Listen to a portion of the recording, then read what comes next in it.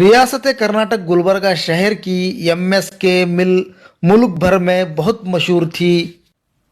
सन 1884 में निज़ाम सरकार हुकूमत ने इस मिल को महबूब शाही कपड़ मिल के नाम से शुरू किया था। इस मिल में रोज़ाना हज़ारों की तादाद में मज़दूर काम करते थे। इस मिल में तैयार किया गया कपड़ा आलमी सतह पर भी फ़रोख्त किया जाता था। आज ये मिल बंद होकर कई साल गुजर चुके हैं। हमने ईटीवी भारत के जानिब से इस मिल की बंद होने की वजह जानने की कोशिश की तो यहाँ के मुकामी और इस मिल के मजदूरों ने इस तरह से बताया। वो मिल का अपना एक रिकॉर्ड है कि वो मिल 125 साल चली गुलबर्गा में। जुमला 125 साल तक मिल चली। एमएस के मिल की जो ज़मीन है जुमला मिल मिलाकर 130 एकड़ ज़मीन थी। वो जब ये मिल को जो बंद किए, यहाँ के लोकल लीडर्स जो सबसे ज़्यादा जिम्मेदार हैं, हुकूमत जानबूझ के इसको बंद कर दिया। ये जो मिल बहुत अच्छी थी और पूरे हिंदुस्तान में मशहूर थी। महबूब शाही कपड़ मिल गुलबर्गा की जो है ना, एक रोजगार का जरिया था। तमाम मिलों में क्या है, लॉस बताया जा रहा था, क्योंकि ये ऑफिसर्स लोग जो काम करने वाले ऑफिसर मैनेजमेंट थे तो वो करप्ट हो गए। वो उन्होंने क्या रिपोर्ट दी है, ये जो है ना लेबर वगैरह काम नहीं कर रहे, प्रोडक्शन नहीं हो रहा, ये नहीं हो रहा बोलकर, और यूनियन के लोग स्ट्राइक कर रहे, ये कर रहे, रिपोर्ट देकर मिल बंद करना, ऐसा जो है ना रॉन्ग रिपोर्ट देकर वो लोग दिल्ली को लिखकर भेजे, बेंगलुरु को लिखकर भेजे।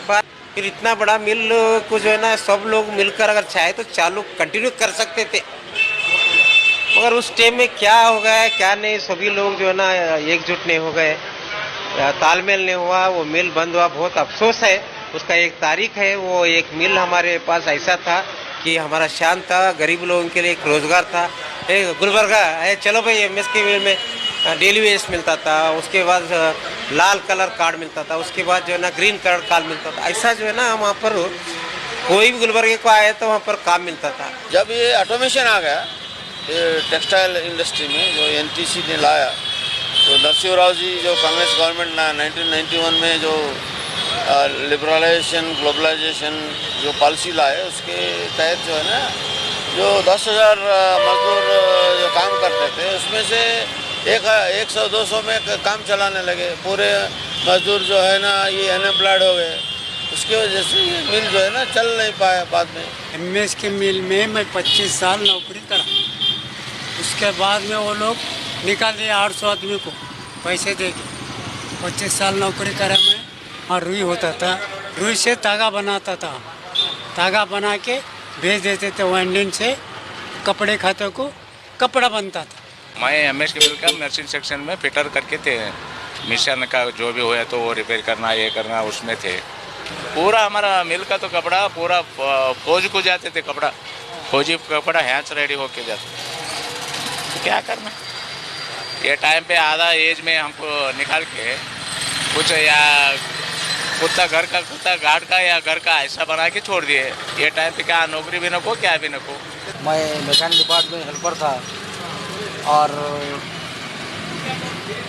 80 पे 221 बीएससी में छोड़ दिया, तो अब परेशानी की आलम गुजर रही है। 110 साल चली है मिल। इस मिल में हम भी काम करते थे। 1884 में ये मिल का आगाज हो गया है। 2002 में ये मिल का क्रियाक्रम हो गया, पूरा ख़त्म कर डाले, हमको निकाल दिए वॉलंटरी में। अभी हमारे बच्चे तालीम याफ्ता थे, पढ़ना छुड़ा कर हम उनको नौकरी लगाना। एमएसके मिल दक्कन की पहली बहुत बड़ी कदीम इंडस्ट्री और हज़ारों मजदूरों को रोज़ी फराहम करने का जरिया था। अब ये मिल बंद होकर कई साल गुजर चुके हैं। इस मिल में काम कर चुके मजदूर आज भी मौजूद हैं, जिन्हें पीएफ की पेंशन मिलती है। ये नाकाफ़ी के बराबर है। इन बुजुर्ग मजदूरों ने हुकूमत से मुतालिबा कर रहे हैं कि इन्हें दी जाने वाली पेंशन में इजाफा किया जाए। ईटीवी भारत के लिए गुलबर्गा से अब्दुल रशीद हकी की रिपोर्ट।